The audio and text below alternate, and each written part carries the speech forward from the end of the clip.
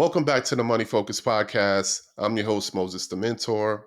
And in this episode, I'm excited to bring you Gino Barbaro, who's a powerhouse in the multifamily real estate sector. Gino, along with his partner Jake, has transacted over 2,200 multifamily units, and they manage assets over $350 million. He's here to share his journey from starting out to becoming a leading educator in real estate investing. So let's dive into his insights and strategies that help propel him into this remarkable career.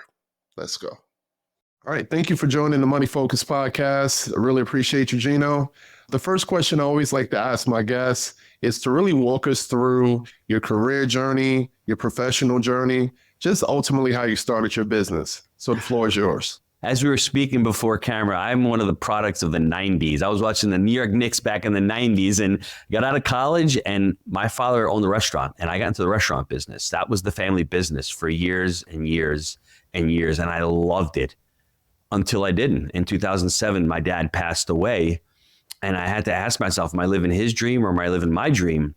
And it felt like I was living his dream. I just loved working with him. I loved being around him. He was my mentor. He was, ever since I was 7 years old, I was working with him at the restaurant. And in 2008, you know what happened. The Great Recession hit us, and I was blaming everybody. I was blaming Bush. I was blaming Obama. I was blaming the economy, when I really had to take a look in the mirror and say, it's me. It's no one else. I read the book by T. Harv Eker, ironically enough, in the beginning of '08. And in the book, he talks about your fruits or in your roots. I mean, fruits is what you see. Fruits are the results. Fruits, the money that you've created. The roots is all the work that you put in, all the hard work, the desire, the dedication, the value that you created. My roots sucked. My roots were really shallow. And I got pissed at T. Harv when I read the book. But at the same time, I knew deep down inside that I didn't have enough value. I wasn't smart enough. I didn't have the skill set. So I went and I sought mentorship. I went out, I joined a couple of groups like you did. I joined a couple of really good mentorship groups, and I learned multifamily. I met my business partner, Jake, in 2009. He was a pharmaceutical rep, taking orders out of my restaurant and going to doctor's offices and selling, pharmaceuticals with my food. 2011, he decides to leave New York. He moved to Knoxville, Tennessee, and we partnered up, and took us 18 months to find the first deal, me and Jake. But after that, we just continued to buy and buy and buy. And, 10 years later, you buy 1 or 2 deals a year, you look back and you're like, wow, we've got 1,700 units. We got $350 million in assets. We've got 80 people on our property management team. And, you just need to start out with really the foundation. And I didn't have a good foundation early on, and I needed to learn that foundation and to build that foundation. Yeah, so you said it, just quick clarification. You said that it took you 18 months to find your first deal. Were you guys being real picky, or did you just, were you doing it part-time? Like, is there a reason why it took that amount of time, or can you kind of talk us through that? Combination of a lot of things. Yeah, there's a lot of things. First of all, I always like to classify my life before Jake and life after Jake. Life before I met Jake, I'd been in a couple of real estate deals, and they did not go well. I'm going to be completely honest with you. My first deal, I lost 172 grand. It was a mobile home park. On the second deal, it was a strip mall retail center up in New York. That was a terrible investment. And I had no map. I had no process. I had no framework. So when I met Jake, we're still trying to figure it out. And he was a young salesman. He didn't understand broker relationships in real estate are key. They have the golden eggs. They have the deals. And it took us a while to figure that out. And in the process of us looking for a deal, his fiance moved down to Knoxville. So he's like, Gino, I got to buy a house. So he took a couple of months off from there. But it was really understanding what we were looking at, understanding how to underwrite these deals, creating those relationships with the brokers, and then ultimately putting in offers and getting one offer accepted. We found one broker, his name is Ricky G, who really took us under his wing and said, guys, I've got a deal for you. And it was actually back then, 2013, things were on LoopNet. I mean, it was very different than it is now. I mean, the sentiment, the economy, no capital raising, everything was a lot different back then than what we're experiencing over the last couple of years. So the short answer to your question is we just didn't know what we were doing in the beginning. Well, you do now, so that's cool. So the great thing is that you ultimately figured it out, you and your partner. But what were some of the initial challenges that you faced? At least after that broker put his arms around you, I'm sure it was some things. It was an uphill battle to get where you ultimately are today. Can you kind of talk us through some of those things you experienced? I think the first thing, Moses, is we all experience fear when we first start out something that we've never done before. That's the reality. I had never partnered with Jake, so I had never done a deal with Jake. That was the first fear. I think the second fear was my limiting belief that I had failed previously. And how am I going to really overcome that now? It was challenging to me to think I went from a fourplex, then to a failed mobile home park, then to a failed strip center. Now our very first deal is a 25-unit deal, and we even have seller financing on this deal. So there's a lot of different moving parts going on, saying how are we going to figure this thing out? And we bought a challenging property on our first property. It was a 25-unit. It was weekly renters. So weekly renters had a challenge in and of itself. It was scattered sites. It had cottages. It had duplexes on it. It had a 6-unit efficiency motel. It was a challenging property, to say the least. And I remember buying it the first month. There was no rent rolls. We bought it from a mom and pop. So it was one of those things where you jump into the fire. But Moses, I'm going to be completely honest with you. I was at my wit's end. I needed to find another way to make money, like most people who get into real estate. And I said, this has to work. So I put all of my energy and all of my effort into that very first deal. So not knowing was also like what they say, ignorance is bliss. You know what I'm saying? So maybe it was good that you didn't know all the ins and outs of it. But now that you're in a position where you can teach others, what is some advice that you can give someone who's just now starting a multifamily investing or have a desire to go into it? What are some tips that you would say flat out, I wish I knew it, you need to know this before you make this endeavor? What are some tips? That's a great question. What I would say, the first thing is always start within. I mean, what are you trying to accomplish? As an investor, we all have different goals. Some people want to quit their jobs and go into real estate full time. Some people want to do it passively and earn a couple $1,000s a month. Some people want to do it for retirement. Understand that component or that piece first. The second component is, are you in a market where you can invest in your backyard? If you are, that's to me is a lot easier than if you're living, let's say, in California and need to invest in somewhere in Texas. Different mechanics, different things you need to learn. I think the third component is what we created at Jake and Gino. We created the framework: buy right, manage right, and finance right. And what I would say is every deal that you look through from that lens, whether you're doing single family homes, whether Moses, you're looking at your Section 8 properties, whether you're looking at RV parks, whether you're even looking to buy a business, we call it the 3-legged framework. Think about a wheelbarrow. Jake was one day sitting in his garage looking at the wheelbarrow, and he's like, wow, there's 2 legs in the back. There's the buy right leg and the finance right leg. They're both fixed. When you buy a deal and you finance that deal, they're done. The wheel of the wheelbarrow is the manage right portion of the wheelbarrow. And that is in constant motion. That you're always going to have to implement systems. You're going to have to continue to scale up. And, like what you do in your business, do you have to self-manage? Absolutely not. But you at least have to learn how to manage the manager. You have to learn what type of KPIs you're trying to achieve. I mean, if you'd like, we can go through each leg individually. So as you're looking at a deal as a potential real estate investor, we can nail down some parameters for you. Yeah, I mean, the management part is partly why I ended up self-managing my own properties, because, I kept hearing all these horror stories about property managers. So how do you guys actually vet property managers when you invest?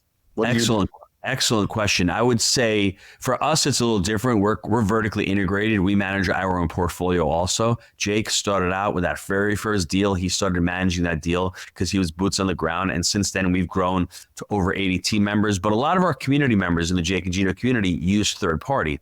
And I think the first thing that you need to do when you're looking for third party property management is you need to set expectations. Now, what do I mean by that? Well, when you're hiring third party, have they ever managed that kind of asset? If you're running and you're hiring a property management company that has 100-unit properties and 200-unit properties and these big complexes, and you've got a 6-unit property, are they the right fit? You have to find a property management company that aligns with the asset that you're trying to property manage. I think the second thing that I would say is you want to create what we call a cadence of accountability. You need to be on weekly calls with this property management company. And it's important. Every whatever day, you pick one day a week, and people are going to say, oh, I don't have time to do that. It's a 15 to 20 minute call. You're going to set expectations with your property management company, and you want to be proactive. You don't want to be reactive. I remember when I used to, invest up in Rochester, New York, I did the same thing you did, Moses, early on. I wanted to buy these properties. They were in older neighborhoods. They had good cash flow numbers, but I would meet with the property management company, and I'd meet, I get it's my statement like the month after. So if I'm collecting rents in March, I'm getting a statement in April of what happened in March. And I made that mistake. Like, how can I catch anything? I've got delinquencies. I've got late payers. I've got, things that I have to fix. And I'm getting on a call a month later. It's too late. Every week, get on with this property management company, drive the ship, set up some key performance indicators that will help you manage this asset. And if you see anything that's out of alignment, you can address it. And that's how you become successful with these property management companies. Yeah. And I mean, ultimately, that's the management of the property is key. I 100% agree with that, because once you buy it, I mean, real estate is not a liquid asset. I mean, it's going to be yours, right? And if you need to get rid of it fast, you're probably going to sell it in distress and lose money. So how you operate it, month over month is really key. And it takes a while to implement some systems, but once you get it there, it's smooth sailing. Pretty much any problem that comes your way, you have a solution for it. Now, the solution might mean that you have to dig into your reserves, but it's still a solution. You're not starting from scratch, So what made you noted a moment ago about what was your why? Did you want to become, as large as you are today, or did that just happen because by chance? I don't think Jake and I are really that large. We don't syndicate deals, so we don't raise capital. So we are buying deals with our own capital. We've done 3 syndications, and we've exited all 3 of our syndications. I think for me early on, I just wanted to create a great, enduring organization that had culture in it. And when I had the restaurant, I didn't have any systems. I didn't have any core values. I had one restaurant for 20 something years, and I wanted to scale that restaurant. I wanted to add more locations, just to obviously to earn more money. But then one day, if I ever wanted to decide to retire, I could sell that location. And I just found it was such a hard business to scale. So when I started investing with Jake in the real estate, I'm like, I want to buy really good quality assets, quality deals that we can buy and we can hold them for the long term. And that's why we're invested in Tennessee. We love that market. We love the state, pro-growth state. I mean, low, there's no state income tax. It's a great place to actually, you have people moving down there. You have tons of jobs. So it's something where I want to be for the long term. But the big why for me, obviously, we always point to saying our family. And listen, I have 6 children. I've got tons of bills. But if I really had to drill it down, I think most people think they're doing it for the money. But I think ultimately what we're all doing it for is for the autonomy or for the freedom that money provides. And I knew at the restaurant, I was trading time for money. I was working the week. At the end of the week, I'd get paid. Some weeks I didn't get paid because it snowed. Or I lost, we lost power so many times in New York. So I wasn't getting paid. So I understood that I wanted to have some type of wealth building. I wanted to have some type of stability. I wanted to create some type of legacy that when I passed on, I'd have something to pass to my kids. So I think the greater question, and this is what everyone should be thinking about as they're going into real estate for the longer term. Why are you doing this? It's not just for the money.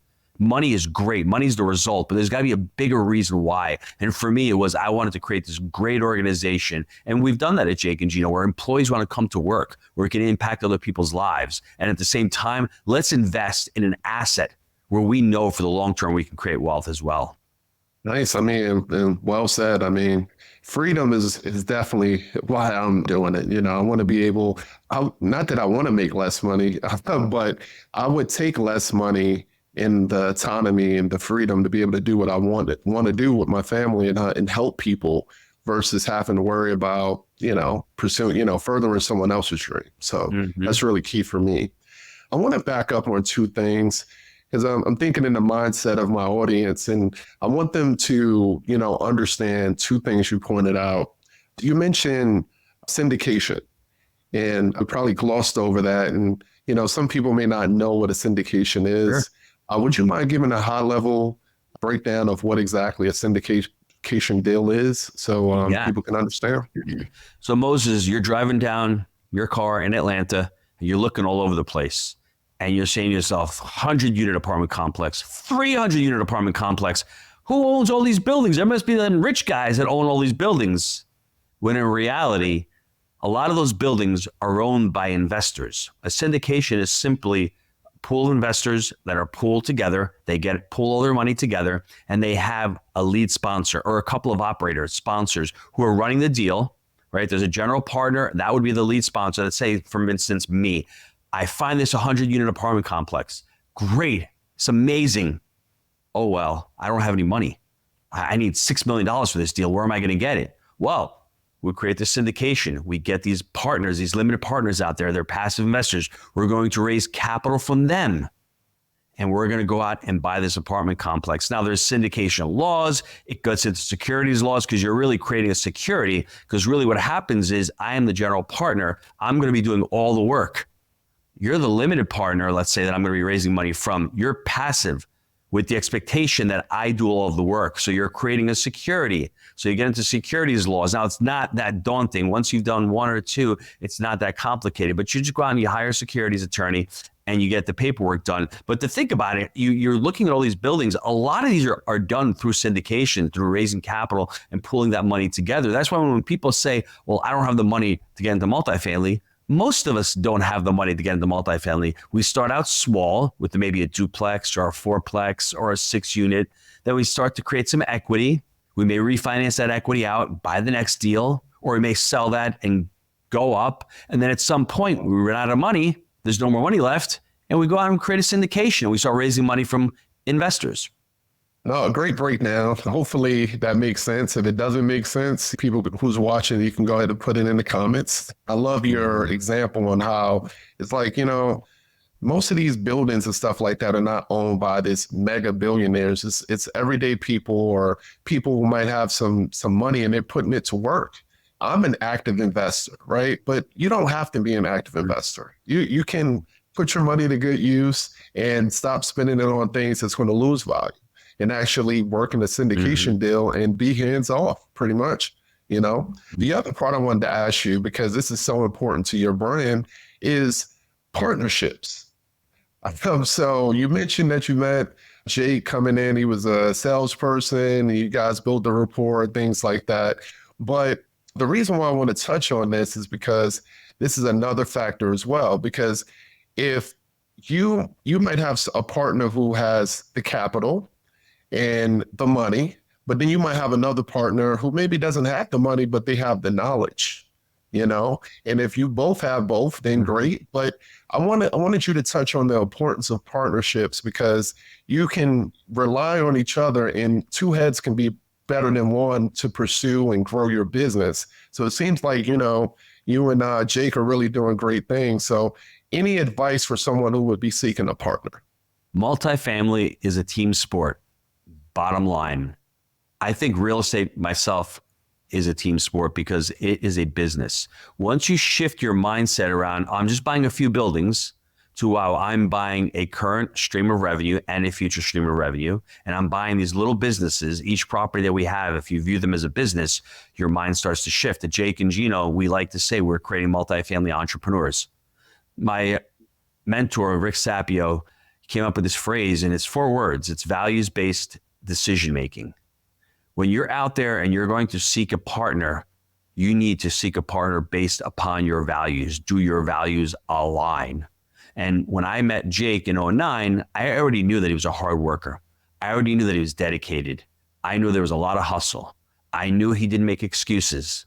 I knew that he was a family guy. I knew that he wanted to invest in multifamily long term. I knew that he was responsible. All of the values that I aspire to, he had them. And we really aligned really well. And from that very first deal, we've been partners ever since. We've built multiple businesses together. So if you're out there looking for a partner, I would challenge you to say, what skills, what value do you bring to that partnership, number one? And number two, do your values align with your potential partner? On my very first deal, I was telling you about with Maserati Mike drives into the parking lot with a gold Maserati. And I'm like, all right, game on. I've got money. He's got a deal. I never did due diligence on him. I never thought about, are we in alignment? I just saw IRR. I saw I've got money. He's got a deal. Let me put it in. That's not how partnerships work. And you really need to understand what value you bring. And then ultimately, if you're going to join a partnership, you cannot make excuses. If there has to get something done and there's two partners there, one of the two of you has to do it. You can't let your partner down. Jake is out there right now running the property management. I'm doing the education, and I'm helping source deals with him as well. There's never a day that we say, oh, I'm a little tired, I don't feel like doing it. There's no such thing in a partnership. You can't let that partner down. And if you're saying to yourself, you know what, I don't really want to work hard, then don't go out and don't seek partnership, because it's not going to be a really good fit for you. There are days that are hard. Now, the pros about a partnership is great. I'm having a tough day. You're an entrepreneur. It's a pretty lonely life out there. I can always call Jake up and say, hey, I need help here. So there's pros and cons to it. But once again, it's really about figuring out what your goals are and if they align with the partner that you're looking for.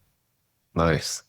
Well, my partner is my wife. So, so we're pretty aligned. So it is what it is. Let me ask you about, what is it? May of 2024. So interest rates are inflated based off of recent times. I know not historically right now, but how do you, what is your investment strategy during times when interest rates are actually running higher? How do you manage the market trends? What advice would you be able to give us about that?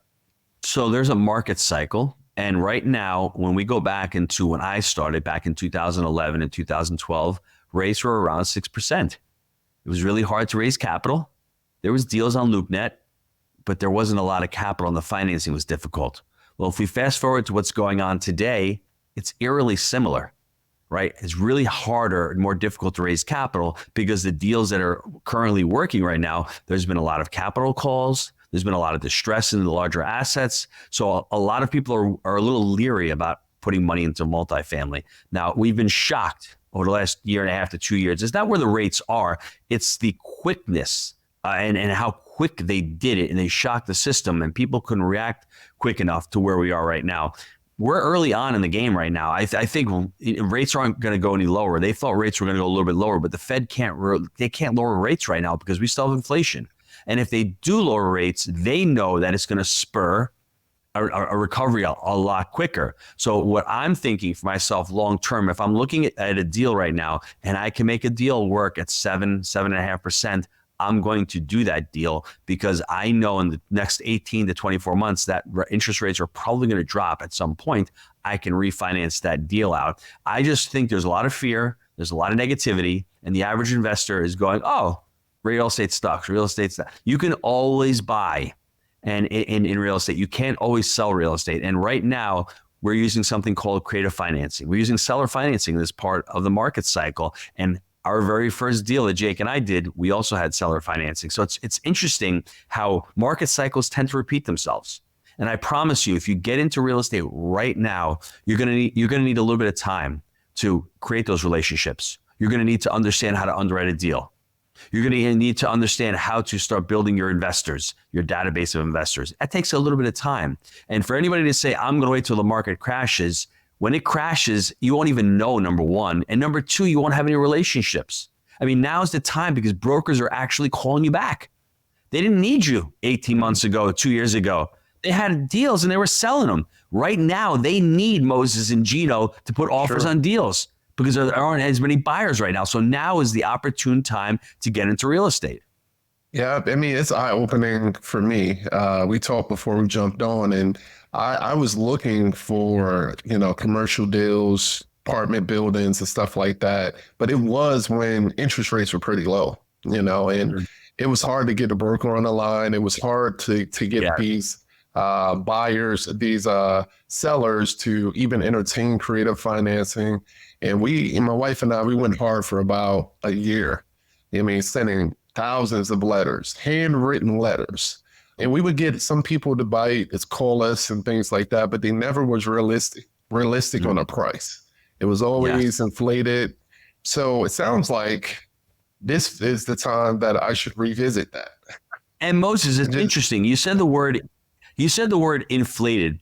I don't know if values were inflated. Values were where they were because there was a ton of money in the economy and interest rates were low. So the cost of capital was cheap. So you're able to pay more for that asset because your cost of capital is cheaper. Now that the cost of capital has risen and all of a sudden rent growth has slowed down and all of a sudden expenses have really creeped up, now things are starting to reset. And it's interesting because sellers understand that they missed the boat.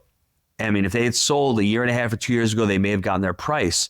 But now that price is gone. And they're coming to the, as we like to say, come to Jesus moment where if I have to sell the property, I'm going to have to take a haircut. If I don't have to sell, I'm going to try to extend it for the next 24 months or whatever and get over to the other side. But if they have to sell, now's the opportunity. So if I was you, and I would call back a lot of those sellers, if they haven't sold, they may be motivated. 80% of a real estate deal is all about the seller. If the seller's not motivated, then you're not going to have an opportunity to create value and to buy that property at a proper price.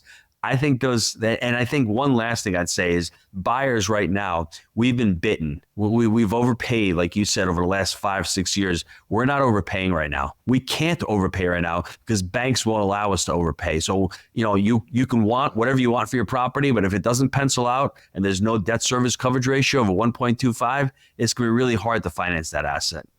Debt coverage service ratio it's a key metric. So essentially, the amount of income that the property brings in needs to cover the debt, the loan, the monthly payment by at least 1.25. So if it's $1,000 a month for the mortgage, you need to at least be bringing in $1,250 a month in income. So for anybody that might have missed that, but that's all that is. But that's on a much lower level. Gino's in the millions, he's big time. So. No, but you make the best point because people have to understand that because it's all about the math. If you're going to buy a property and you're going to say to yourself, well, how do I get the debt coverage ratio lower? There's only two ways. You're right. You can either drop the price, you pay less for the property, or you put more money down and you make your mortgage smaller. Those are the only two ways that you can make a real estate deal work. Now, does it make sense for you to put more money down? If you put more money down, your return is going to be less. But, that is a hard question to answer because what is your motivation with this property? Are you going to sell and flip out? Or are you going to hold it for the long term? So that debt coverage ratio, go look on that, look that up. That number is so key to financing a real estate deal. Agreed. What are the three pillars that you talk about in real estate that every investor should know? Can you break that down for us? Yeah, I wish I knew this before I met Jake. Our coach Bill Ham came up with this. We trademarked it, and the three pillars. It's just knowledge that we brought together. I mean, they're out there. We just put them together, and we want the investor to look at it through this lens of the three pillars of market cycle, debt, and exit strategy. Those are the three pillars that we also couple alongside our buy right, manage right, and finance right. And if we go through the three pillars of real estate, this is why I think a lot of people in real estate make money, then they lose it. Then they make money and they lose it. They don't understand the market cycles and they don't understand exit strategy. Newer investors like myself, you think you're going to buy real estate and hold it forever. Well, in commercial real estate, mortgages have a term. They expire, they come due, or they balloon. So understanding your exit strategy is so important because once you understand the exit strategy, you'll know what type of debt you're going to get. Is it short-term financing? Are you going to get bridge debt because you're going to refi it out? You're going to sell, or are you going to get longer-term fixed-rate financing because you want to hold this asset longer? And the market cycle is so important because, like I said, when I bought that property up in New York back in 2007, that strip mall, the second deal, I bought it at the tail end of a seller's market. 6 months after I bought it, the market crashed, and all of a sudden it went strictly right into the buyer's market, right into a recession. So in that seller's market, I shouldn't have bought it because I overpaid. I bought an older asset. It had a lot of work on it, a lot of deferred maintenance on it. And if you understand where you are in the market cycle, it'll help you understand what type of strategies to use. You had said, hey, I've got to start doing those letters again because of creative financing. Well, now in this part of the market cycle, creative financing works. It hadn't worked 3 or 4 years ago because the market cycle was more of a seller's market. A seller didn't need to put anything on seller financing because they could just put their property on and it could sell. So you need to look at every deal you're looking at through that lens of understanding where you are in the market cycle, understanding your exit strategy, and then from there, you're going to figure out what type of debt instruments you're going to use for your property. That makes a lot of sense. And it just goes to show, I mean, it's something you really have to inform yourself and educate yourself about this stuff. You can't just be oblivious and just throw money at things and thinking you're going to get a return. And that goes to your point, how people make money and then lose money because they lack the education, but they also need to seek it too. It's just not going to fall in your lap. Yeah. So great advice. Just really quick, this is an important point. For those of you that had lost money in the last 6 months to 12 months, look back and have you made money over the last 4 or 5 years? We're all complaining about, the operators and everyone who's losing money now. Well, you made money, hopefully, over the last 4 or 5 years. Now you've lost money in this part of the market cycle because the market shifted. And I did the same thing. I went out and I blamed Maserati Mike back in 2005 about losing money. It wasn't Maserati Mike. It was me. I was the uninformed investor. I was the one who was just giving Mike money and I was expecting him to derive the asset. I did no work on the front end. We need to do that work on the front end to understand what kind of sponsor it is, if it fits our goals, the underwriting, all that work needs to get done on the front end to be able to have that deal work on the back end. Well, since we're on the subject of education, talk to us about your education services that you offer to, potential investors and people that just want to get exposed to multifamily. Jake and I started the community back in 2016. We launched our book, Wheelbarrow Profits, and we've been around for the last 8 years. Our students have done over 80,000 units. They've closed over $5 billion in deals. They've raised over $500 million in real estate to buy deals. And it's all based on that framework: buy right, manage right, finance right. And I remember we started out with a simple product online. And from there, we grew it to a little bit of fulfillment. We had these weekend events. Then we started putting coaching in. And now it's grown. So, we have thousands of students in the program. And I love it because I get on podcasts every week. I have weekly lessons. We have monthly masterminds. We have an event next week in Dallas, which is a buy right boot camp. We get students to come together. So for me, it's all about accountability when it comes down to it. Like you said, Moses, you can go on and watch a couple of videos, but what's the next step? It's education. Knowledge is out there. You can watch videos all day long, but what's the implementation? Like, what's my next step? And I think that's what an educational community, that's what a mentorship should provide for you. Okay, I've read this video. I've got the market. Now, how do I select the market? Oh, good. Now I've selected the market. Now, how do I do a property tour? And that's what I think anyone who's looking to mentorship or education should look for in a community, is that people who have done it and people who are continuing to do it. So Jake and I, we're still buying deals. We closed on 300 units last year. This year, we've closed on a fourplex. That's all we've closed on so far. But look for people who are continuing to do the business. And for me at jakeandgino.com, I love the business because every day I'm not only an investor, I'm also learning as well. And if someone wanted to, be a part of your community, what's the best way to tap into you? Oh, just go to jakeandgino.com. If you want to email me, just email me gino@jakeandgino.com. And I'll even send you a free PDF copy of our book, Wheelbarrow Profits, for at least to start getting the framework of buy right, manage right, and finance right. And you had said something earlier that really has stuck with me throughout. Mark Twain has a quote, and he says, it's not what you don't know that gets you into trouble. It's what you know for sure that just ain't so. And if you're listening to this and you're thinking, well, I need a lot of money to get into real estate, I need a lot of experience to get into real estate, I had neither one of those. And if I had thought and I had believed that I needed that, I wouldn't be here right now talking to you. Appreciate that.